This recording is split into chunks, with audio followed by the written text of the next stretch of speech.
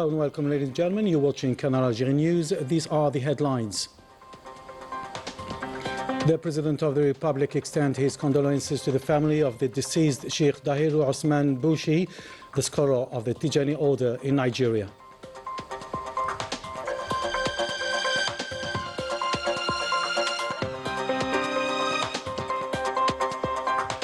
We also highlight the remarkable achievements of the spiritual guides of the Tijaniya order and his religious influence both within and outside the African continent.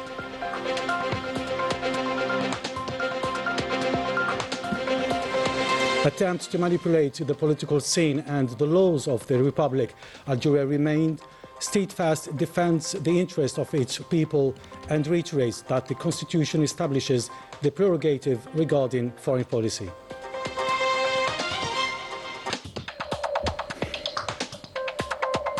Morocco's vulnerable left struggling amid forced evictions and falling protection. Welcome back. The President of the Republic, Al-Majid Tebboune, offered his sincere condolences to the family of Sheikh Dahiru Osman Bouchi, the late Khalifa of the Tijaniya Tariqa in Nigeria, expressing his deepest sympathy. The message opened with the traditional invocation, and it reads as follows. In the name of Allah, the most gracious, the most merciful, and while facing this painful event, we can only undergo the divine will of Allah. May Allah grant him his holy mercy, praying that God will welcome this gracious soul in his vast paradise.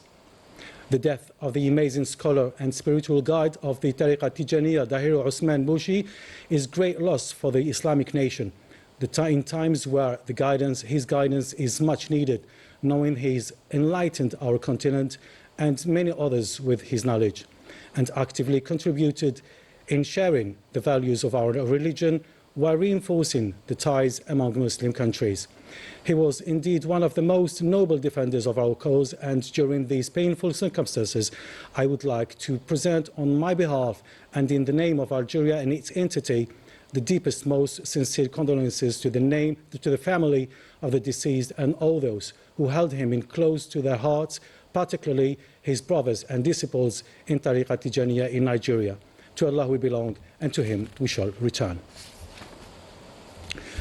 Dahiru Osman Bouchi, a scholar of vision and high morals, dedicated his life to the pursuit of knowledge and service to religion. He embodied humility and wisdom. Before his departure, he visited in Algeria Laghouat province, where the Tijani order was founded. Najah Diyar.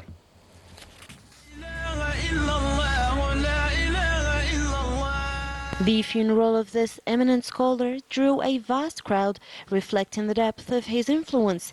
The scholar, Dahiru Osman Bouchi, left a lasting spiritual legacy, established thriving schools, and guided followers across Africa and beyond. As a leading figure of the Tijani order in Africa, he continually honored the order's birthplace and its global center with his visits.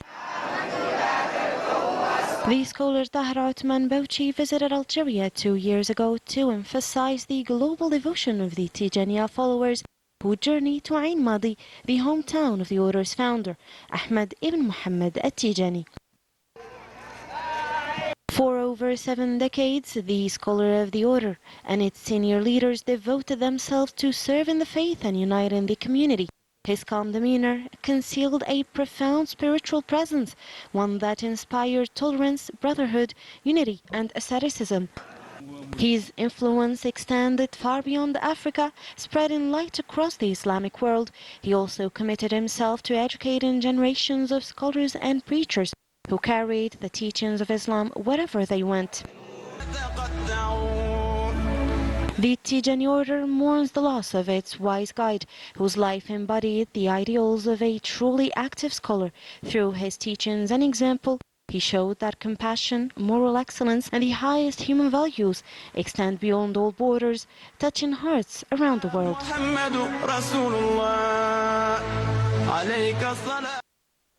Algeria is witnessing an unusual political climate. Certain actors are attempting to impose their interpretation of the national scene.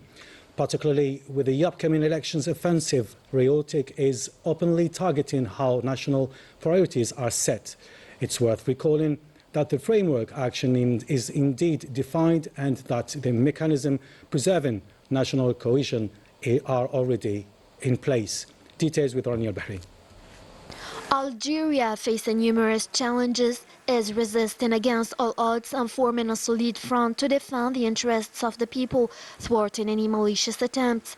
Some political parties have definitively sunk into political bankruptcy due to their complete inability to present a program to the Algerian people, making them agree their roadmap to launch an early election campaign for the upcoming legislative and local elections. One of these parties is exaggerating Algeria's international positions, which is a flagrant violation of the Constitution. The Constitution grants the President of the Republic exclusive prerogatives in foreign policy conferred upon him by the popular mandate from the moment of his election. The President has presented to the Algerian people through his program the fundamental principles of diplomacy, the policies and approaches that Algeria will adopt regarding all current international issues. This attack on foreign policy constitutes a blatant retaliation, not against the President, but against the country that the President embodies in accordance with the Constitution. At the same time as this is happening, another political party is making demagoguery its new strategy in anticipation of the upcoming local and national elections, presenting the legal provisions based on the laws of the Republic regarding the fight against hate speech as flawed. This is a dangerous sign that the Algerian people could be pushed back into a time of conflicts and division, even after they express their opinion. This is happening because their representatives in parliament approved a law meant to fight hatred among Algerians. What makes it even more surprising is that some of the groups criticizing this law are actually represented in parliament and voted for it themselves. Faced with this clear contradiction and lack of political ethics, it becomes obvious that certain parties are trying to use the justice system and the laws of the Republic for their own interests. Ahead of the International Conference on Colonial Crimes, Algeria Foreign Minister Ahmed Attaf met with African counterparts and to boost cooperation, peace and regional stability while hosting the Pan-African Parliament President to discuss colonial legacies and preparations. More details with Rania Bahri. On the eve of the International Conference on Colonial Crimes, Algeria's Foreign Minister Ahmed Attaf met with his Togolese counterpart, Minister Robert Ducé, to discuss bilateral cooperation, African Union matters and peace and security, including the Sahel region. First of all, I would like to congratulate Algeria on organizing this important summit on colonization.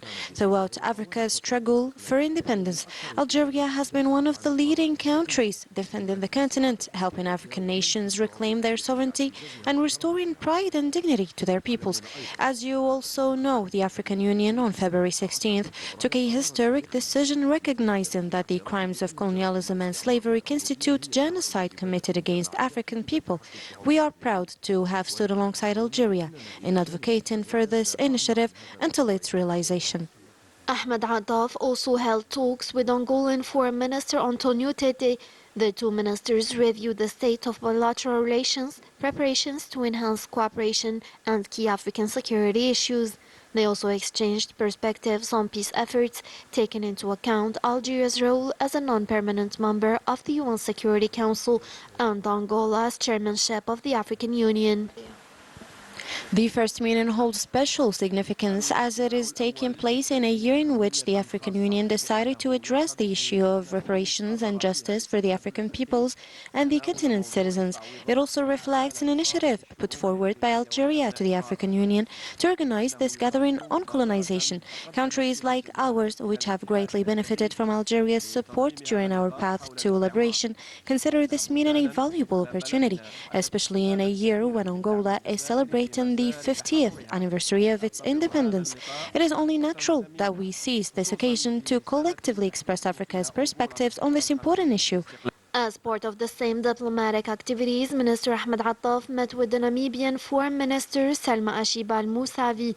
Their discussions centered on bilateral cooperation and regional stability ahead of Algeria's major continental events on colonial crimes and peace and security in Africa. We can move forward. What we want to tell the world is that the human suffering of the African person is just as acute of the non-African, and it has to be taken for what it is.